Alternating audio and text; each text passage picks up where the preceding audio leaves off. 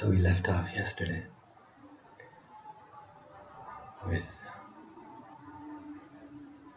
Snigrikanta and Madhukanta beginning their mangalacharan, and we got as far as imau, gaurī-śyāmau. Here they are, Radha and Krishna. Gauri, Gaura Teja, Shyama Teja.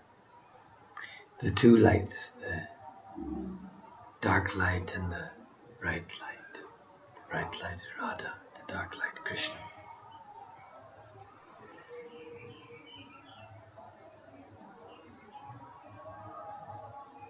So what we're getting here, really, now think about it, this is very important. What this first verse is doing here, this is actually the vastu-nirdesha. The three verses, Jiva Goswami very clearly writes, the first one is the vastu-nirdesha. Three kinds of mangalacharanam. You have the first one is vastu-nirdesha, which means that it gives you an indication of the subject matter that's going to be dealt with. And the second one is namaskar. And the third one is ashirvada. So namaskar, it's, you offer your obeisance. You offer your prayer. So the second verse is ashirvada, namaskar. And the third verse was ashirvada. So we already did one short video about the third verse, and we'll come back to that later. But for the time being, what we're talking about here is vastu-nirdesha. So vastu-nirdesha is very serious because vastu, what is the topic? Vastu means topic or subject. So what is the topic that's going to be dealt with here? So to summarize what is being, it's going to be a summary of the topic. Now, most people who are aware of the Krishna tradition approach it very literally, and they don't really think about Radha and Krishna in symbolic terms. Yes, it's quite true that you cannot think of Radha and Krishna without a symbolic referent. So symbolic referent means metaphors. For instance, Krishna is called Rasa Raja, and Radharani is called Mahabhava Swarupini. Okay, Krishna is called the Rasa Raja, the king of Rasa. Shringara Saki Murtiman Iva Madho Mugdhohari Krirati. Shringara Saki Murtiman. Shringara Rasa, the Rasa Raja. Krishna is Rasa, Radharani is Bhava. Bhava and Rasa,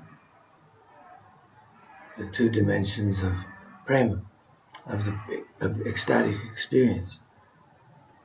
Whatever Rupa Goswami is talking about in Bhakti-rasamrita Sindhu, the process of bhakti, divine experience. What is the mystical experience of bhakti-yoga?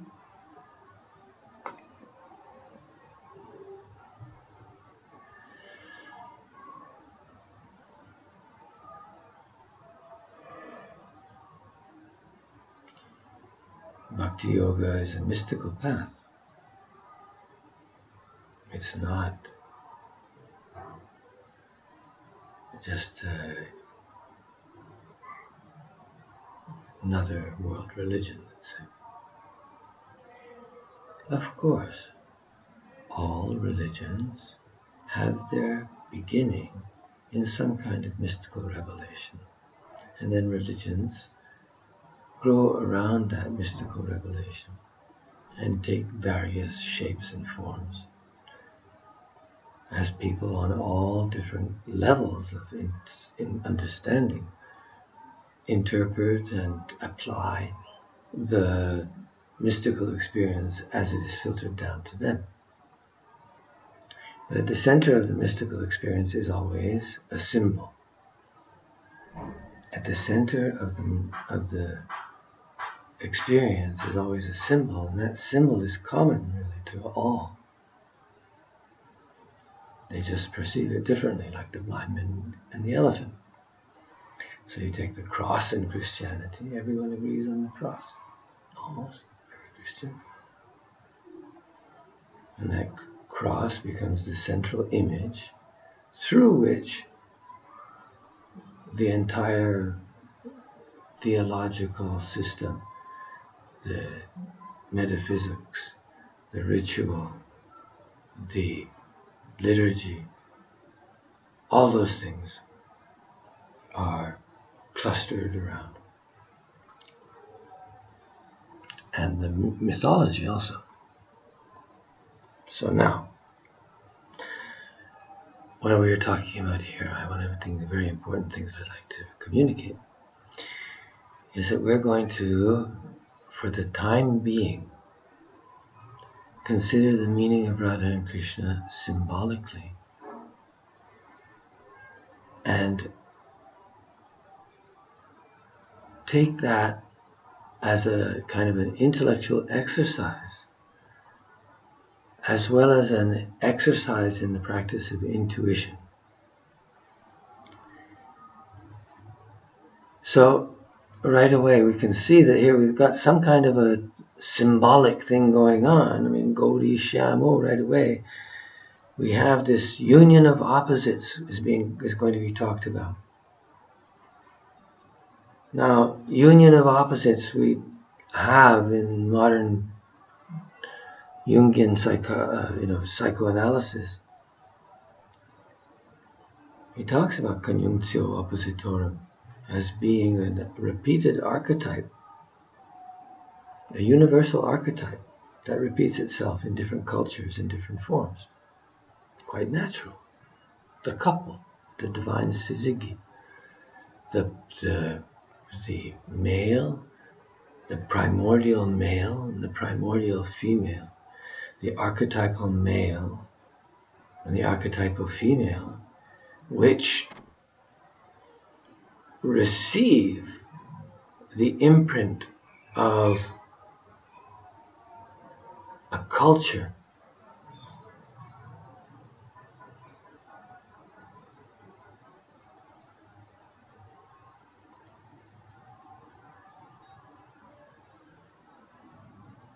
in various different forms. Now what's happened here in Gaudiya Vaishnavism is that the symbol of the divine couple, the symbol of erotic love, is attributed to God Himself, to the Supreme Truth. The Supreme Truth is the divine couple. And the Supreme Truth is the divine couple, and that divine couple has a myriad of meanings and implications. But its primordiality is in the eroticism of their union.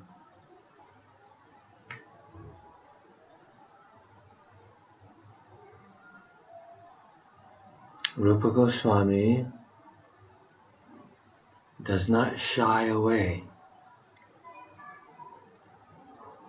from the eroticism of Radha and Krishna.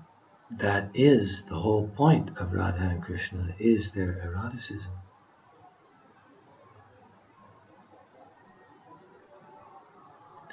But we have, and Rupa Goswami knows, a problem with eroticism, because eroticism obviously does not equate love. About the gopis it said that Premaiva Goparamanam Kama Ityagamat Pratham. It says that their love it was love only. The gopis' love for Krishna was love alone. But because of the form that it took, it became known in the world as kama, kamad gopya.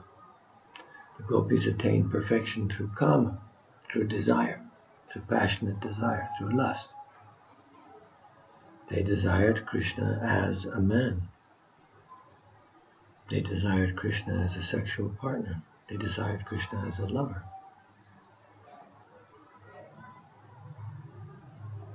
And although they sometimes let it be known in the Bhagavatam that they know, or they've been told, or they've heard, or they recognize the similarity, or they see something divine about Krishna. For sure they see something divine about Krishna, but they see the divinity of Krishna in his human beauty and in his human qualities.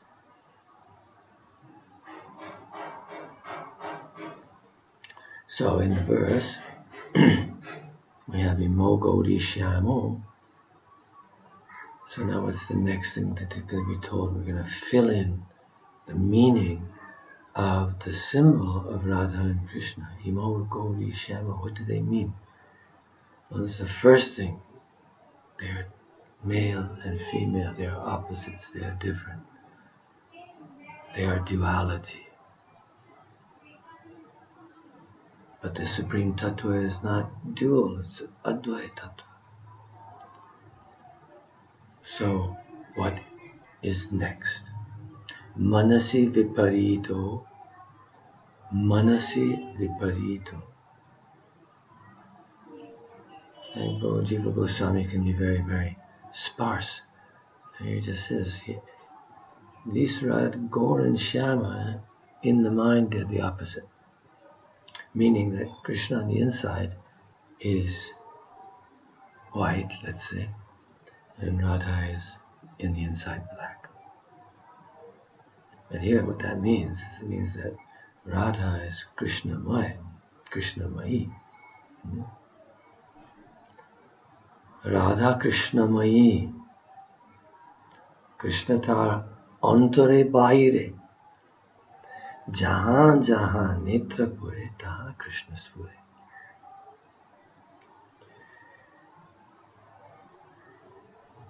Krishnamayi, Krishna tar bahire, bitare bahire. Jahan jahan netra pure taha Krishna sphure. So, that's Radha. Wherever she looks, she's Krishnamayi. Krishna is everywhere, inside her and outside. And so wherever her eyes fall, wherever her gaze goes, there she sees Krishna. So she's a Mahabhagavata, no? She's a Mahabhagavata. So what is a Mahabhagavata? Well, later on we can maybe talk about the bhakti-rasa, because that's really part of what this is. But let's just take this part. That the yoga systems, all the yoga systems, have one goal basically, right? That's Samadhi. And Samadhi means what? Samadhi has two aspects in yoga. One is the sampragyata and one is the asampragyata. So sampragyata means that you still have an alambana, that the mind is still focused on something. And asampragyata means lose any dualistic awareness whatsoever and you go into a state of non-dual samadhi. That's asampragyata. So in the Advaita circles, the different arguments and the problem that the devotees have, of course, with yoga and with the Advaita system is that they seem to want to go into this impersonal state. And we think that sampragyata samadhi sounds fine to us, that we'll just become absorbed in Krishna. or absorbed in Radha and Krishna, or absorbed in our Ishta Devata, whoever that is. And that's good, that's quite correct. We don't have to worry about that. There is a state in bhakti also, and the sattvics, when you have sattvics. The sattvics are poorly understood. They're included there within the ingredients of rasa, and sometimes they're not included. And they're subsumed under anubhavas and things like that. But the sattvics, ecstatic symptoms. What happens when you get an ecstatic symptom? What's the explanation there in Bhakti Rasamrita Sindhu and other texts? Is that you enter into a state of self-loss. You become that your system, your emotional system, usurps the rational system. It overtakes the rational system. The emotional system overtakes the rational system. Disbelief is suspended. Identification becomes possible. And you feel rasa. You forget yourself. You skip. You merge into the universal. You experience a universal emotion for a moment. And then your eyes fill with tears and your body hair stands on it. And that's sattvikas. So there is a kind of an idea of asampragyata samadhi there, where one becomes so absorbed in the object of meditation that one loses oneself completely. One loses oneself in the form of Krishna. One loses oneself in the form of the divine couple.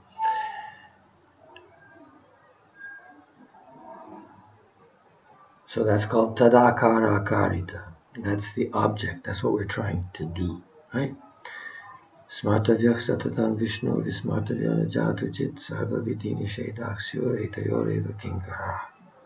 The only goal of all the different rules and regulations of bhakti is to come to the point where your mind is absorbed in Krishna. And absorbed in Krishna in a particular rasa. And when your mind is absorbed, when Krishna becomes fully imprinted on your mind, so that there's no non-Krishna,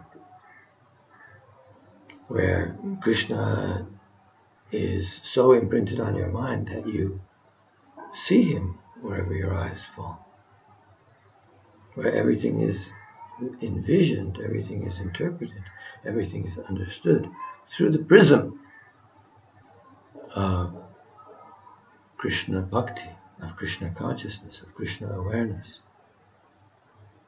of awareness of Satchidananda Vastu.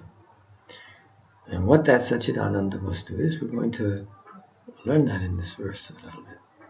But for the time being, it's being said that on the external, they are one thing. On the internal, they are the opposite.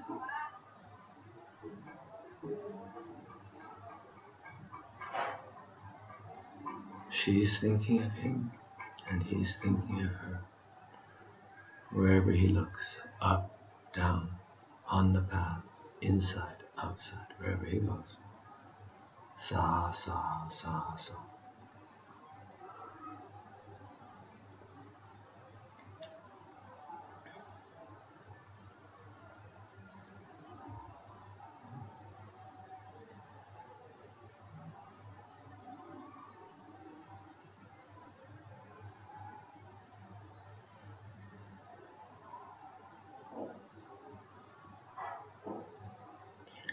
Om Purnam Adah Purnam Idam Purnat Purnam Udachyate Purnasya Purnamadaya Purnameva Vashishyate. Om Tat Sat. Brahmapanamastu. Jai Sri Radhe, Jai Sri Radhe, Jai Sri Radhe. Bol Vrindavana Vihari Lal ki Jai. Jai Jai Banki Bihari Lal Ki Jai. Jai Jai Sri Radhe Shyam.